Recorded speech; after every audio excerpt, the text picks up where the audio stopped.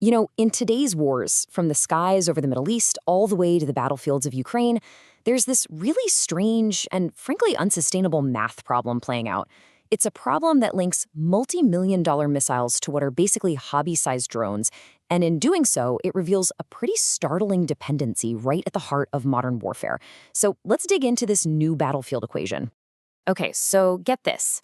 This is roughly how much it costs to fire just one interceptor missile from a US-made Patriot air defense system. We're talking about the gold standard here, a true technological marvel designed to shoot down things like advanced fighter jets and ballistic missiles. But lately, it's been used for something very, very different. And this is the cost of the thing it's shooting down. An Iranian-designed Shahed drone. See the problem here? Firing a missile that costs millions to destroy a target that costs, what, 30,000 bucks? It's like using a sledgehammer to kill a mosquito. Yeah, it'll work, but you're gonna run out of sledgehammers really, really fast. And look, this isn't just about bad economics. This is a strategic crisis. We are looking at a billion-dollar mismatch that is forcing a major rethink of national security. But it's not just the money, right? It's about the inventory. These Patriot missiles are incredibly complex to build, and they are slow to produce. I mean, one report said that some Middle Eastern nations burned through over 800 of these things in just 3 days. That is more than a year's worth of total production, gone in a weekend. This is economic warfare, and it's designed to literally empty the arsenals of advanced nations, creating a huge vulnerability. So, what if the solution to this super high-tech problem isn't even more high-tech weaponry? What if it comes from the front lines of a brutal, grinding war? Well, it turns out the answer might just be found in Ukraine. This quote from Olah Kotkov of Defense Express just hits the nail on the head. When faced with Russia's full-scale invasion, Ukraine had a simple choice: innovate or die. And what they've come up with isn't just some new gadget.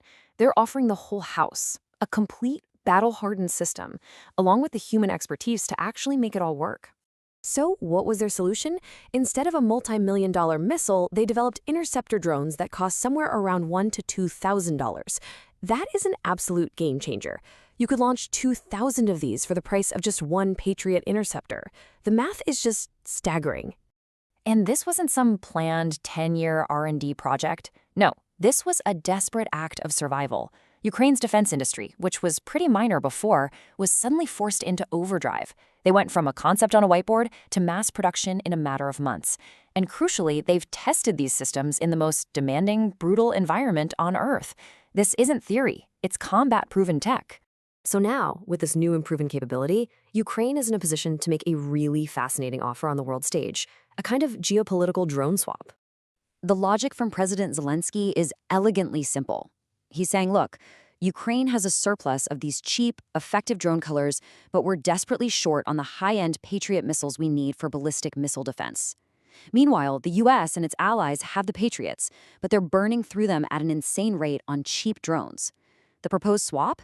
It sounds like a perfect win-win for everyone involved. But it's not quite that simple. A recent report from the Royal United Services Institute, that's RUSI, pours some cold water on this idea. They argue that Ukraine simply doesn't have the extra capacity to become a major arms supplier. So who's right? Well, the answer isn't about production lines in Ukraine. It's about the tiny little components inside every single one of these drones. And that leads us to the hidden power broker in this entire global story, the complex and, let's be honest, overwhelmingly dominant Chinese supply chain for pretty much all drone components. Take a look at these motors, flight controllers, sensors. These are the literal building blocks of the entire drone revolution.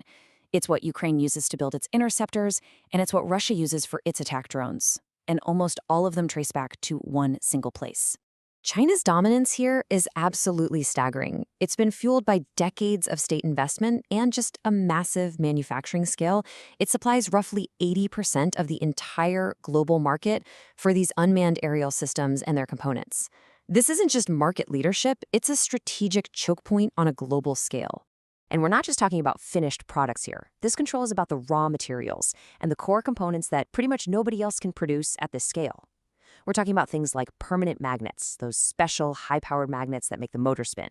We're talking about the specific semiconductors that are basically the drone's brain, and critical sensors. and China has already shown it's willing to use these components as leverage, restricting exports to Ukraine while making sure there's a steady flow to Russia. So, this massive dependence on China isn't just some abstract military problem for generals to worry about. It's creating a political and business firestorm right here in the United States. It's kicked off a mad rush to build a domestic drone industry, and it's raising some very complex questions where business and politics collide.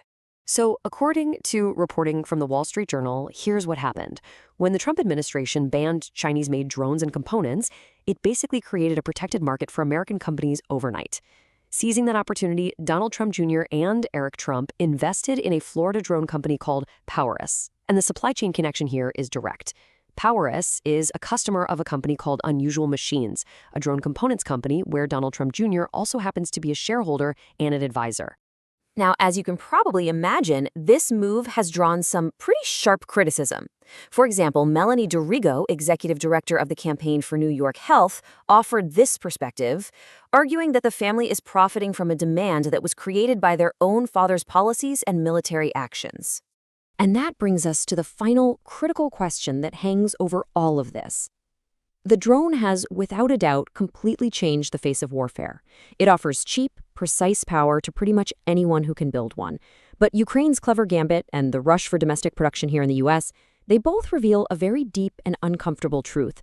This entire ecosystem rests on a supply chain controlled by a geopolitical competitor. So the question we're left with is this. Can any nation truly be secure when the very tools of its defense depend on the will of its rival?